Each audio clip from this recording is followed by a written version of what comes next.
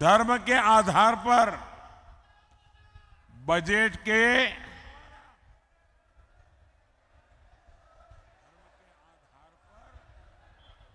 आवंटन को हरी झंडी दिखा दी थी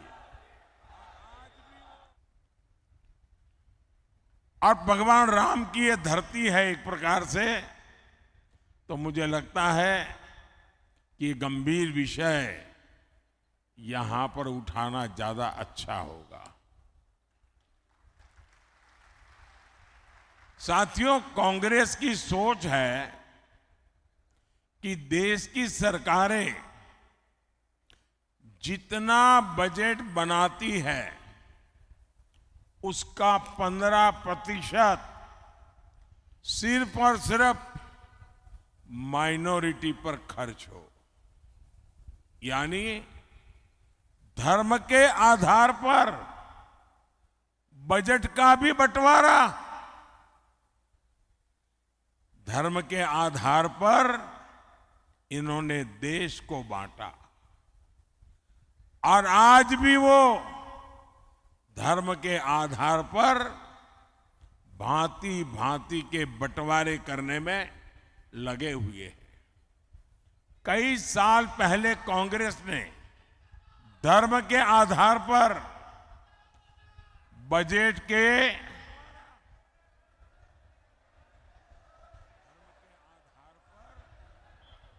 आवंटन को हरी झंडी दिखा दी थी।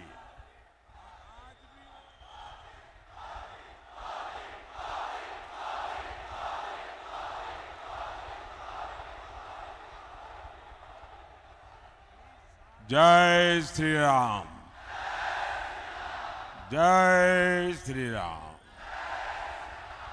भारत माता की, भारत माता की। आप कल्पना कर सकते हैं कि बजट का इस प्रकार से टुकड़े करना ये कितना खतरनाक विचार है। और आप जानते हैं कांग्रेस के लिए माइनॉरिटी सिर्फ है उसका अपना प्रिय वोट बैंक। मुझे याद है उस समय मैं सीएम था और जब ये बात कांग्रेस ने उठाई थी तो मैंने उसका मुख्यमंत्री रहते हुए पुरजोर विरोध किया था। कांग्रेस उस समय चाहती थी कि देश के सारे बजट का 15% सिर्फ मुसलमानों पर खर्च हो।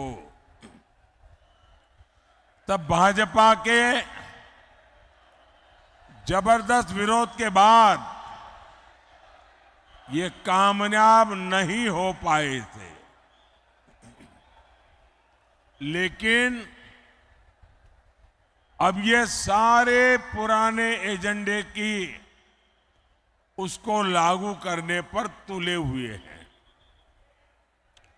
बाबा साहब आम्बेडकर धर्म के आधार पर आरक्षण के खिलाफ थे, लेकिन कांग्रेस कह रही है कि एससी, एसटी, ओबीसी और गरीबों का आरक्षण छीनकर मुसलमानों को दे देगी।